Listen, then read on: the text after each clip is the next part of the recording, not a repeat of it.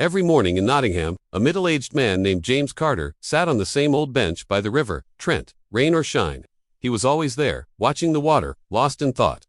People who passed by thought he was just lonely, but he wasn't. He was waiting.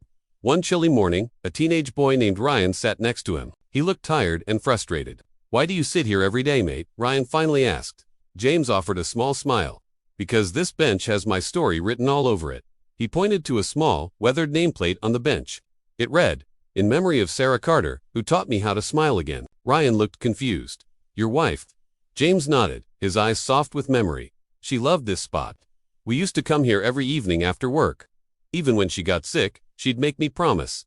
Promise me, James, she'd say. Don't stop living when I stop breathing." He paused, looking out at the river. When she passed, he continued, "I stopped coming here for months. Everything just felt empty. Then one day, I forced myself to come back. And I saw a small child right here, on this bench, feeding the ducks. He just smiled at me. And for a second, I felt her here. I felt her warmth again." Ryan stayed silent, absorbing every word. "So now," James said, his voice gentle, "I sit here every day. Not because I'm waiting for her to return, but because I promised her I'd keep living. This is my way of keeping that promise." Ryan looked down at his own hands, his voice barely a whisper.